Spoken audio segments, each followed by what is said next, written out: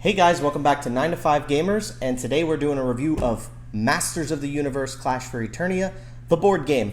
Now, this is the third time I've recorded this video, so if I seem a little off, it's probably because of that, and if my hair is a mess or whatever. I've got very little time, and this is the third time I've recorded this because of issues of recording in slow motion for some reason, and a whole bunch of other dumb stuff. But regardless of that, let's talk about this game, but before we do, as always, like, comment, subscribe. In the comment section, tell me, what was your favorite cartoon growing up? I want to know if it was He-Man. If it wasn't He-Man, what was it growing up? I want to hear what you guys have to say, so let's argue it out in the comment section on which was the best cartoon growing up. But with that being said, normally I like to go inside the box, and I like to take a look at all the components, but I'm just going to put it in B-roll and show you guys the components a little more up close. So for the first part of the review, we're going to talk about setup and storage. This game takes a little bit of time to set up, okay, because it is a lot of stuff. As you can see, all that I have out here, this isn't the deluxe version of the game,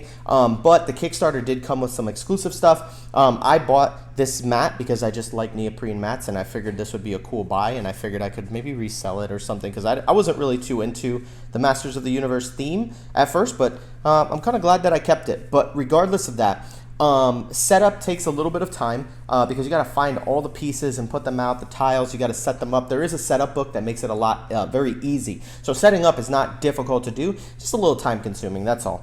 And then choosing your characters, you have to choose the character, you have to get their player character card, then you have to find their 3 little power-up cards. For the controller player, you have to take all of the little cards for the controller player. So it could be a little bit of a setup, and it takes a little bit of time. Definitely one of those games you're going to want to set up before everybody comes over the house to play. Now, as far as storage is concerned, the storage from the box is kind of like your typical CMON box, where it has like a half of a storage system, and then the other half is a brown box like this that fits all of your miniatures. Some people like to keep these. For me, I just take all the miniatures, throw them in plastic bags, and put them back in the box like that, because that's the only way that everything kind of fits back into the box. So I feel like as far as the storage goes, the storage solution is good though. All of the little bits have their own places. There's places for the dice and everything. The only part it didn't come with was a storage for like your these tiles. So you have all these tiles that come in different shapes and sizes. Some of them are bigger than others, but there was no specific place to put these things inside the box, and so I ended up just putting them in a plastic bag and throwing them in there.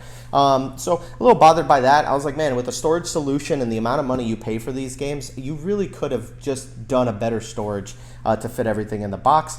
But I feel like all CMON games are like that. It's like half the box is this big cardboard thing that holds the minis. If you take that out, now you have space to store everything. So that's what I would do if I were you guys, but it's really not that big of a deal. It's not like a deal breaker or anything, but I will knock it down a peg for that. It's a 1.5 for the setup and storage. Now for the learn and the teach, this game is very simple to teach, man. As far as like what you can do on your turn, a character's turn involves gaining power. Then after you gain power, you will choose 2 actions, and there's player aids, which are great. Thank you so much for having player aids. But there's 3 different actions you can choose from. You can move, you can attack, or you can interact with something. And so when you do those actions, you choose 2 of those actions to do, and then sometimes you'll get some bonus actions. Sometimes you'll get some bonus actions with the power cubes that you're allowed to do. But for the most part, it's pretty simple. Like when you teach it to somebody, it's like, hey, this is what you're going to do. Your goal, try to knock out all my characters. All of them have a certain amount of health, which is all tracked on the side over here. So it's not like you have to look over to my players' cards to see how much health I have. All the health is tracked between the 2 players or 4 or 5 players that are playing the game. And so it's very easy to keep track of health, and you just teach them how to play the game. Here are your actions, and do your stuff, roll your dice. Then there's some subtle things that you can do, like boosting actions, and you know, it's like if I'm gonna boost an action, I have to say that I'm gonna boost it before I roll my dice. That type of stuff you can teach as you go. So as long as you know how to teach games and you get better at them and saying, hey, look, I don't have to teach everything up front. I can teach a very simple, dumbed down version of it, and then as we're playing the game, teach those aspects of the game, because if you try to front load all that information, it'll just frustrate people. But there is a little bit to learn. The learn was not as easy as it could have been. It wasn't like, oh, it was like 5 pages and I knew what I was doing. No, it's a decent sized book, and there were some discrepancies. Like, for example, with Man at Arms, it says reaction: after rolling attack dice, re-roll any dice, right? To me, I interpret that as re-roll any dice. Like, if I have 3 misses, I could just re-roll all 3 of my dice and try to get hits again. So that to me, though, could it also mean re-roll any dice, like 1 dice? Because singular dice is die, so re-roll a die would be the correct terminology. But I don't know, sometimes people, these things can be hit and miss depending on the translation of it. And so, yeah, I wasn't too sure if that was it. The way it's translated, it makes me seem like I can do all of them, which is great. But the way the game was made makes me believe that that's the interpretation, because this game makes you feel really powerful. So, as far as the teach goes, super easy to teach. The learn, easy to learn, couple of questions, but everything was found in the rule book. It's just kind of like they're all over the place, and then you've got a separate scenario book, which can sometimes be confusing because you got to dive back and forth between the two, understand what a scenario looks like, and the scenarios are different. So that's the way that I see it, is that it's a 1.5. It's a 1.5 for setup and storage. It's a 1.5 for the learn and the teach. Now let's move on to the next aspect, which is going to be the visuals and the components. In typical CMON fashion, this is an incredibly crafted game. All of the artwork is incredible, so visually this game is beautiful. I got the neoprene mat, but the game mat looks just as good. It's just a fold-out, 6-sided fold-out board, and then this is a 2-sided board that just folds in half. As far as this game goes, the components are incredible the way that they look. When you look at the miniature models and everything, even these little boulders, which you don't get these in the core box. So if you were to buy this at retail, you're not going to get these little boulders. You'll get boulder tokens. And those little boulder tokens are hexagon shaped, and they basically just do the same thing, which doesn't bother me. I don't mind having this, but they do have 3D terrain, which makes the game look over the top incredible. All of the minis look beautiful. If you look at all the sculpts and all the different models, they are just really, really nice. The dice are really cool looking. They're just some plain black dice, but they do look a little cool with the gold inlay. They have some gold dice that you can buy separate. The little power cubes, everything looks good. It looks phenomenal. There's a linen finish on all of the cards. These game trays are incredible. I don't know if you see these, but these game trays and the controller tray where you put all of your cards in are really, really cool. And I love this about the component, is that they put in this little well that's there, so that way when you put the card in, if you want to take it out, you don't have to try to like peel it back and bend your cards. You just kind of seesaw it up into your hand, right? Ask me about my seesaw. So there's that, and you can, all the cards do that, and all of them have wells. It has little slots for the power cubes with little lightning symbols to remind you that's where they go. Component-wise, what an incredible production that they've done. I think everything looks really good. Minor nitpick is this little gray board looks really like plain, kind of. It looks better on the neoprene mat than it does on the actual board. The actual board looks kind of gross. I don't like the gray color. It's supposed to, I guess, look 80s, but I think the gray on here is a little darker. But like I said, everything's double-sided. Cards are double-sided with linen finish, and they look incredible. Everything feels great, components are just phenomenal. So 2 out of 2 points for that, right? Because Masters of the Universe, this game really looks good. And it has a great table presence. Let's talk about gameplay mechanics. As I've said, this game plays very simple.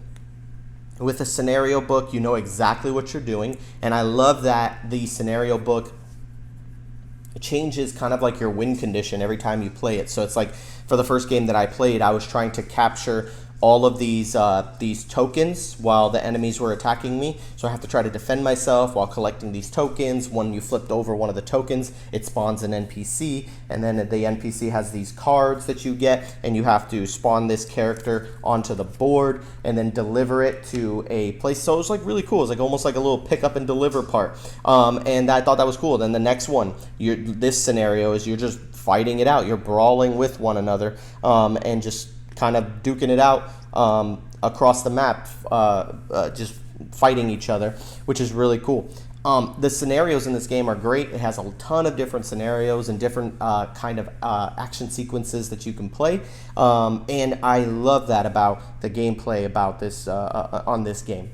Gameplay wise, like I said, it's very mechanically easy and simple, but there's a lot of cool things you can do, including the terrain tiles. All of the terrain has interesting interactions, right? So when you use the terrain, some terrain, it's like they have like a terrain penalty where it's like if you want to walk through the jungle, it's going to cost you 2 to enter into the jungle space, 2 movements, because you get to move 3 spaces, but it's going to cost you 2 of those movement spaces if you want to go in the jungle. And then while you're in the jungle, it kind of hides you out. The mountains break line of sight so that people can't hit you from a distance. And then, but from here, you can kind of have better line of sight. And while you're up on a mountain, you get extra dice to attack with, which is pretty cool. And that was something that I really liked. That's why Man-at-Arms was like my favorite character in playing on all these scenarios.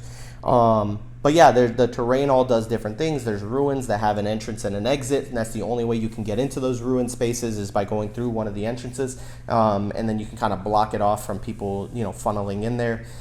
It's really interesting, man. This game mechanically is super cool, and I think the gameplay is very fun. Mechanics are super cool. So the way that the game works is that it's got this power system, and I think this is the main thing that I've really loved about this game. This game makes you feel powerful, and I'll explain how they did this. So in a lot of games that I've played, there are times where they don't want you to feel too powerful, so they'll kind of like nerf you or make you get stronger throughout the game, and so at first it can feel very boring because it's like I feel like I'm not that powerful. But in this game, every turn you gain these power cubes, and these power cubes you can spend to power up your character. Not only that, all combat is based on dice rolls, and so you have these black dice that you roll. So if you're attacking with He-Man, for example, or Tila, for example, she has a 3 next to a sword. That means that you're going to roll 3 dice, and sword symbols count as successful hits. And so you just roll the dice, and every sword that you get counts as a hit and 1 damage.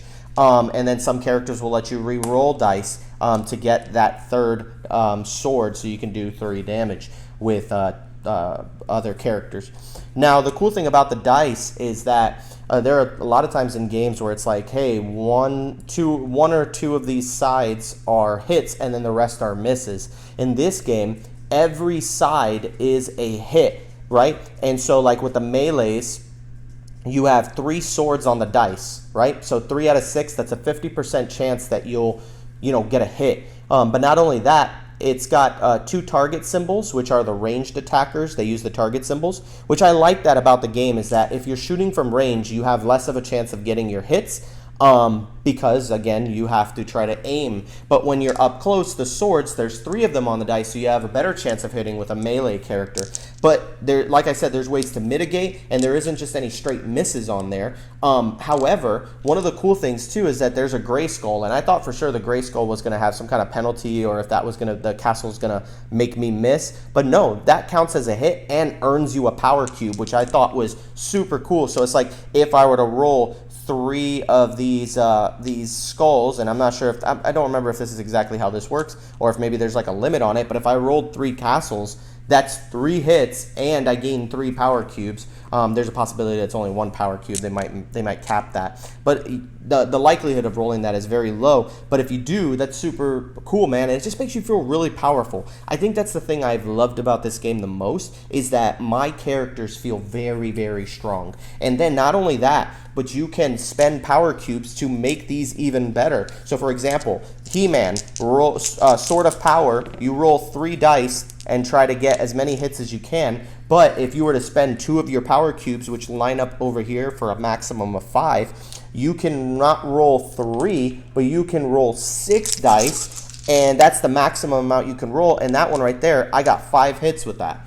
So like that is super cool with the game. There's so many things that just make you feel powerful. Not only that, as the game progresses, every time you knock out an enemy character, not the minions don't count as characters, but every time you knock out an enemy character, this little marker moves down the track, and every time that marker moves down the track, if it lands on a colored space, there's green, yellow, and red, you get to unlock an ability that you get to put on your board. They start off your board, and then whenever you knock out a character, you'll be able to upgrade your first one. And the cool thing is that they're double-sided, so it's like each one of these is very different on both sides. It's not like, oh, this one does 4 damage and this one does 5 damage. Gee, I wonder what I want to do. A lot of times, like for example, this for Man-at-Arms, he has the Overwatch ability. When an enemy ends a move action or performs an attack within 4 spaces of Man-at-Arms, perform 1 attack on that enemy before they attack you.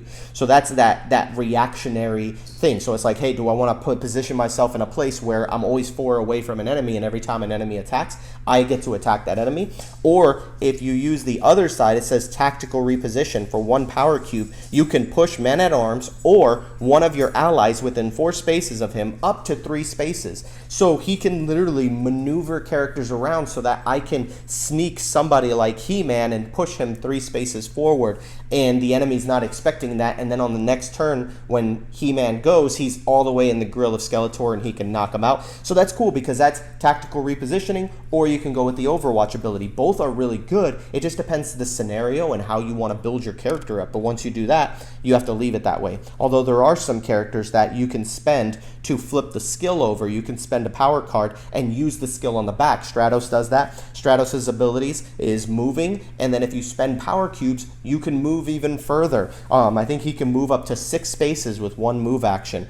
These characters just feel very strong, and I like when games do that. This game is all about having fun, being powerful, and knocking people out. There's so many moments where it just makes me scream, like, I have the power. Like, I just want to scream that every time I'm playing. And it's just so cool, man. And I love, too, that you've got these, like, terrains that do different things. You've got these boulders that they block line of sight so that people can't hit you. But if you want to on your turn, you can interact with them and you can throw and hurl these boulders. One of the things that I loved about that is that it instantly reminded me of the Godzilla game, the King of Tokyo one. Not King of Tokyo. I forgot what it was called. Tokyo. I forgot. There's a Godzilla game. It's a skirmish game on a map with all the Godzilla characters, and you could throw tanks at each other. It was a really, really cool game, but it wasn't as good as it could have been. And I was like, man, I wish this game would have done some different things. This game would have been a phenomenal game. That's what Masters of the Universe is. It's a better version of that Godzilla game, which I thought was really, really good. But this game is phenomenal, and throwing the boulders and doing all these things is super fun, and the line of sight ruling is very easy to get to think about and understand. Gameplay-wise, mechanic-wise, oh, and not only that, there's the controller character. So if somebody wants to play as the controller, it's very different. So instead of playing as 1 character and unlocking their abilities, you can play as 3 characters, and then they have abilities already printed on them, and then you act more like a controller player where you're like, okay, I'm going to move this guy here, and then this guy's going to move here, and this guy's going to move here. Feels very like chess-like, and it's really cool because you can control multiple characters at the same time. You can do that with these trays as well, but the controller player plays a little bit different in that. And the cool thing is that the controller player isn't the bad guy. So if you think, okay, well, if you want to be the bad guys, you got to use that. No, you can be the good guys and use that. It just depends how you want to play the game, and then you can play the bad guys here. But one of the cool things that I love about that is that anytime the players spend their power cubes on abilities, any power cubes that you spend as a player character, they go to the controller player, and then it powers them up. So it's like, I want to use these skills, but if I do, it's going to make me do something really powerful, but then I'm giving them juice for their next turn, and I don't want to do that, so I don't want to power them up, so maybe I won't do it. It adds this level of complexity to it that makes it really, really cool. So it's like, I got to be careful. Some people might not like that. Some people are like, man, why am I just giving him power? He shouldn't gain power. Why can't I gain power that way? But I just don't think I thought that was a very interesting thing called the balance of power, and how the game needs to stay balanced. And so as the controller, it's like I'm playing as 3 separate characters, but the way that they balance that is by giving them extra power cubes that they can use for their strategy events and moving minions around the map, which I think is really cool as well. You can use minions to attack. There's such a variety of things in this game, and I really like the gameplay, and I think the mechanics are solid. So I give it a 2 for gameplay and mechanics. I don't know if I went through everything. There was probably a lot more stuff that I needed to cover, but it's just so cool the way this game functions. Last but not least, let's talk about the fun factor, fun factor, and replayability. That's a new thing I need to add in, is how replayable is the game. So theme-wise, I don't really care too much for Masters of the Universe. Like I said, I thought I knew a lot about it because I remembered having the toys growing up, but I don't think I ever really watched the show because honestly I don't remember half the characters or any of the stuff that's in it, but I still really like the game. I feel like if you love the theme Masters of the Universe and you like that theme, you're going to love this game. However, if you don't like Masters of the Universe, you'll still like the game. It just, I don't think it takes away, it just adds an additional to the game to be a fan of Masters of the Universe, but it's still a fun skirmish game regardless of that. As far as fun factor, it's fun, man. It's really fun to just roll dice and attack and do a ton of damage, power yourself up, and just become this really powerful character. I love it. It's super, super fun.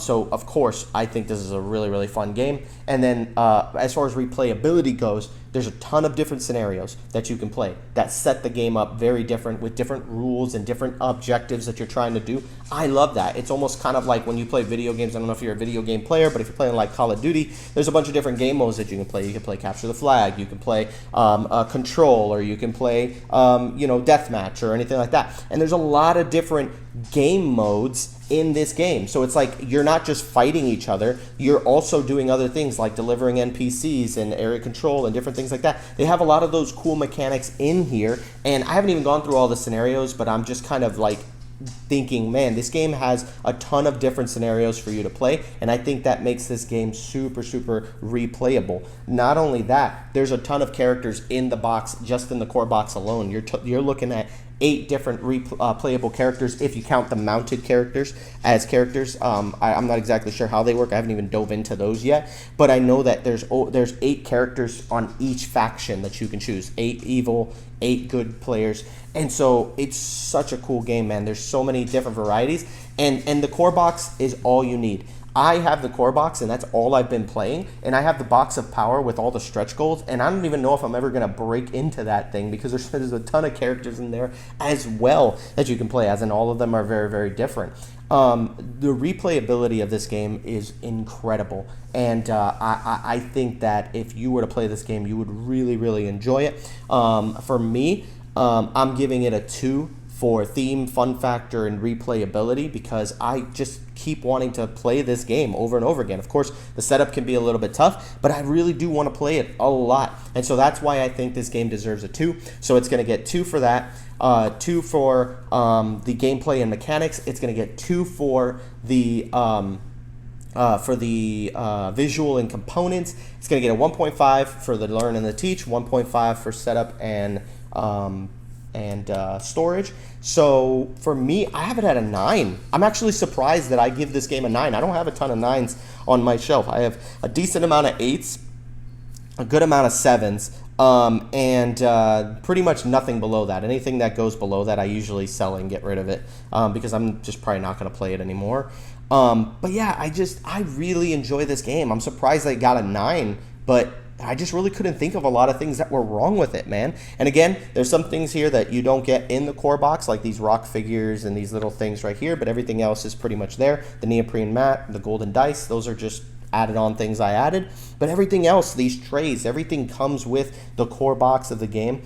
What an incredible value for this game. CMON does an incredible job with component quality. You get what you pay for. I think this is a really, really fun game. Has a ton of replayability. I think you guys will really like it. If you really like skirmish games, this is another fun one to add to your list. And I don't know. I just think it's great. So hopefully you guys enjoyed this review. Don't forget to like, comment, and subscribe, and check out the Patreon. And so that way, if you check out the Patreon, maybe you can get some of those perks, join the Discord, play on BGA and stuff like that. Go ahead and join up, man. It's going to be awesome. So anyways, check you guys out later. If any of y'all are going to Dice Tower East, I'll see you there in a couple of months. But apart from that, man, have a good day, guys. See you guys later.